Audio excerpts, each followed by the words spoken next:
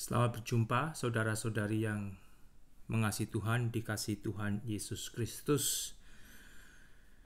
Puji kepada Tuhan, kita diberikan hari, kita diberikan kesempatan, masih boleh menikmati berkat kemurahan Tuhan melalui apa yang Tuhan berikan di sekitar kita, baik melalui diri kita, keluarga kita, dan apa yang ada di lingkungan saya dan Anda semua ya. Kita boleh mengucap syukur, boleh memuji kebaikan Tuhan, dan ingatlah senantiasa fokus saya dan Anda sebagai orang-orang Kristen, sebagai orang-orang yang hidup di dalam Tuhan, fokus kita adalah Tuhan ya.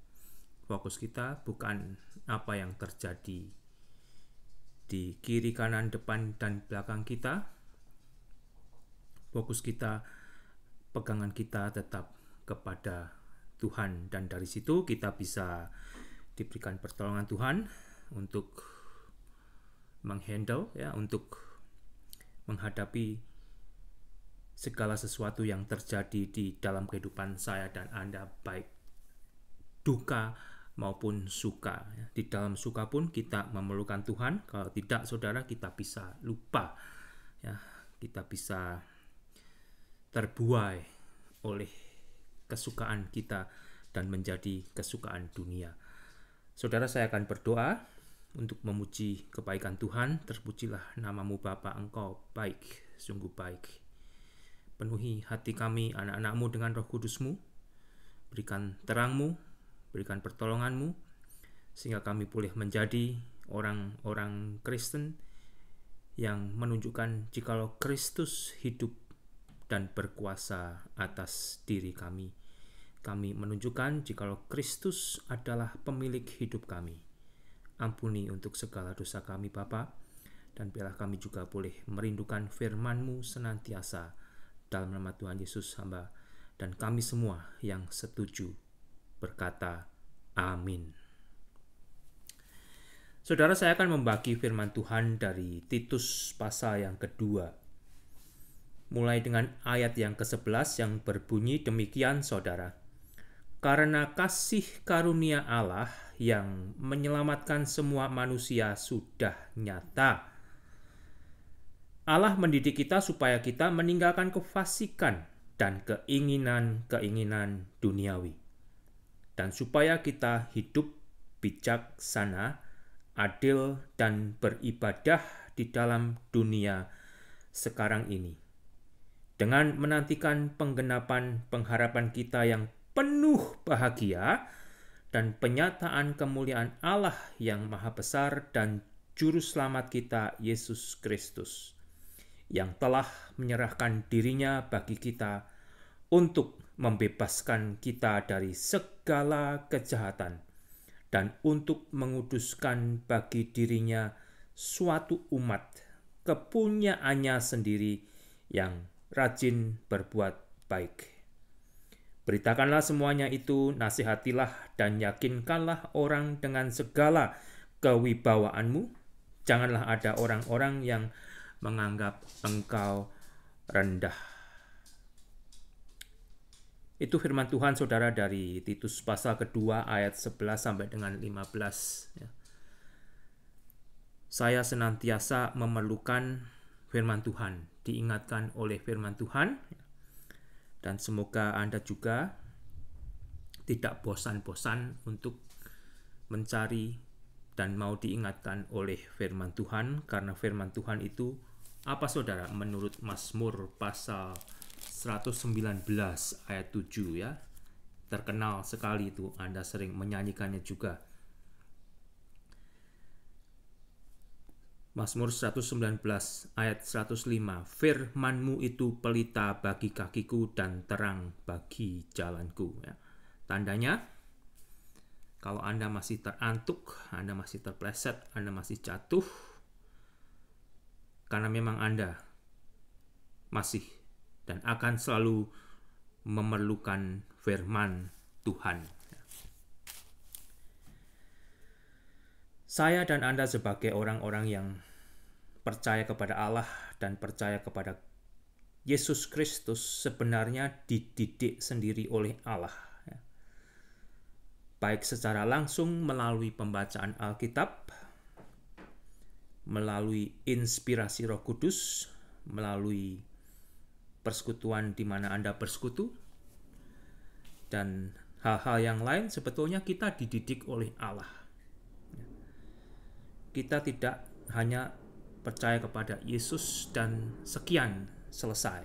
Hidup tanpa ada didikan Allah.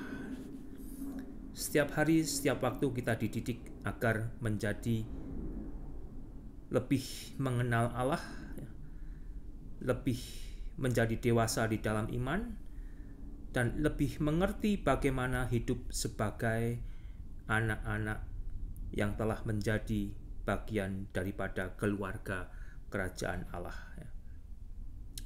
Dan yang kita sudah baca tadi, saudara,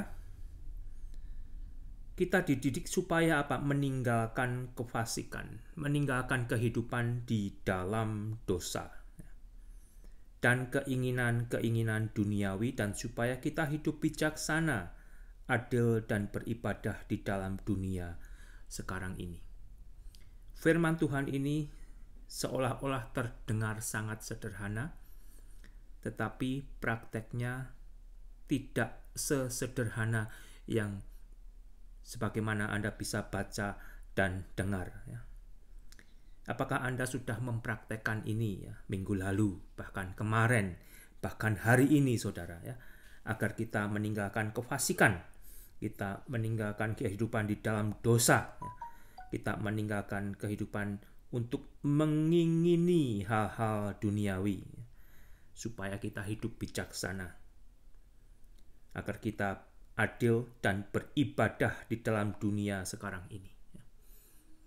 Tanpa saya dan saudara senantiasa beribadah di dalam Tuhan, tentunya kembali ibadah ini adalah persekutuan pribadi kita yang secara terus-menerus kita lakukan di dalam hati kita, di dalam pikiran kita, di dalam roh kita, dengan roh Tuhan.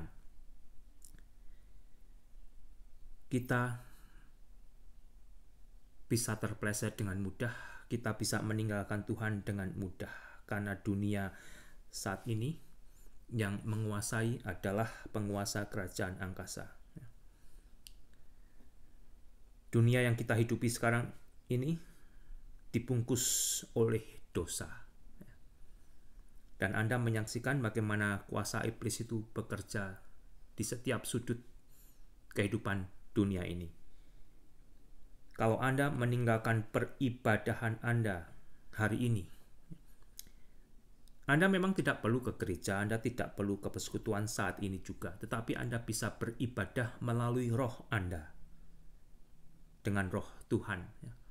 Anda terus menjalin intimasi, komunikasi dengan Tuhan.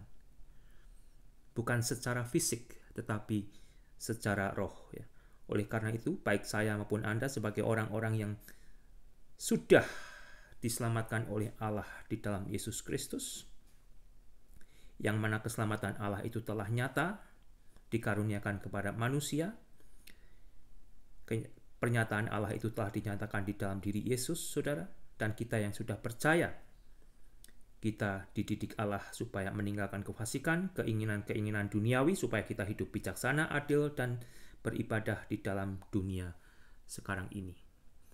Dengan kita terus beribadah di dalam roh, saudara, kita akan menjaga diri kita dan dijaga oleh Tuhan, karena kita merindukan Tuhan menjaga kita agar kita hidup menjauhkan dosa, tidak hidup di dalam kefasikan, tidak hidup untuk mengingini keinginan-keinginan duniawi.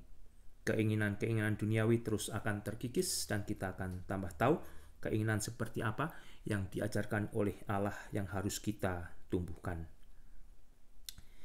Ini semua kita lakukan juga dengan menantikan penggenapan pengharapan kita yang penuh bahagia. Sebagai orang Kristen, kita diberikan pengharapan yang penuh bahagia yang akan digenapi oleh Allah, saudara. Yaitu penyataan kemuliaan Allah yang maha besar dan juru selamat kita, Yesus Kristus, yang berupa perjumpaan kita nanti dengan Tuhan dan Juru Selamat kita, Yesus Kristus. Anda dan saya sebagai orang Kristen diberikan pengharapan yang penuh bahagia ini. Dan pengharapan yang penuh bahagia ini seharusnya menjadi pengharapan yang kita harapkan dari hari ke hari, yaitu pertemuan kita dengan Tuhan dan Juru Selamat kita, Yesus Kristus, yang telah berjanji Dia akan kembali. Dia akan mengangkat kita semua untuk dibawanya ke surga. Itu adalah pengharapan yang Allah janjikan dan akan dipenuhi di dalam Yesus Kristus, yang telah menyerahkan dirinya bagi kita untuk membebaskan kita dari segala kejahatan dan untuk menguduskannya bagi dirinya suatu umat kepunyaannya sendiri yang rajin berbuat baik. Dan kembali saudara, di dalam Yesus Kristus kita sudah dibebaskan dari segala kejahatan, dari segala dosa. Salah satu yang membuat manusia akan tetap jahat di hadapan Allah adalah jikalau kita belum mau didamaikan oleh Allah di dalam penebusan Yesus Kristus. Kalau kita belum mau dibebaskan dosa kita oleh Allah di dalam penebusan darah Yesus yang begitu mahal, yang sudah dikorbankan untuk menjadi tebusan bagi dosa manusia. Dan hanya di dalam darah Yesus itu manusia bisa dibebaskan dari kejahatannya yang kita kenal sebagai dosa. Tanpa penebusan Yesus Kristus, manusia akan tetap disebut sebagai manusia yang jahat di hadapan Allah. Dan bagi saya dan Anda yang sudah percaya kepada Allah dan kepada Yesus, yang sudah menerima pembebasan Allah di dalam Yesus Kristus melalui darahnya yang kudus, kehidupan kita telah dikuduskan oleh Allah bagi Yesus untuk menjadi suatu umat kepunyaan Yesus sendiri, yang rajin berbuat baik. Sebagai orang Kristen, buahnya adalah kerajinan berbuat baik. Kerajinan kita berbuat baik yang utama adalah tidak hidup di dalam dosa. Kebaikan kita yang utama sebagai buah, jikalau saya dan Anda semua sudah ditebus dan dikuduskan oleh Yesus, adalah tidak berbuat dosa. Dan tentunya itu semua nanti diiringi dengan perbuatan-perbuatan baik yang lain yang bisa juga dinikmati oleh sesama kita. Kalau kita hanya berdasarkan dasar dan ukuran dunia, perbuatan baik manusia yang manusia perbuat dengan ukuran dunia, tidak semuanya akan disetujui oleh Tuhan. Karena apa yang menjadi kebaikan dunia dan kebaikan manusia bisa merupakan satu kejahatan bagi Allah. Tapi yang utama kembali saudara, yang kita perlu camkan, kerajinan kita berbuat baik yang utama bagi Allah di dalam Yesus Kristus adalah tidak hidup di dalam dosa. Beritakanlah semuanya itu, nasihatilah dan yakinkanlah orang dengan segala kewibawaanmu. Jangan ada orang yang menganggap engkau rendah. Jangan takut saudara, karena yang Anda beritakan bukan diri Anda. Yang Anda bagikan bukan suara Anda, tetapi yang Anda kumandangkan adalah firman Allah. Dan Anda diberi mandat sendiri oleh Allah melalui firman-Nya, agar Anda juga menjadi saluran berkat yang membawa perbuatan baik, yaitu berupa berita keselamatan Allah di dalam Yesus Kristus, yang bisa membuat manusia ditebus kejahatannya, ditebus dosanya. Selamat saudara, nikmatilah kehidupan Kristen Anda di dalam Tuhan. Ya. Kekristenan Anda bukan hidup di dalam kesia-siaan, tetapi kekristenan Anda adalah hidup di dalam anugerah dan kekudusan Tuhan. Ya. Dan jangan lupa senantiasalah beribadah. Kalau Anda beribadah terus, ya, Anda menjalin intimasi di dalam roh Anda dengan roh Tuhan, ya, Anda akan membebaskan diri dari perbuatan-perbuatan yang memalukan, yang penuh celaka, dan sebagainya. Tuhan Yesus memberkati. Amin.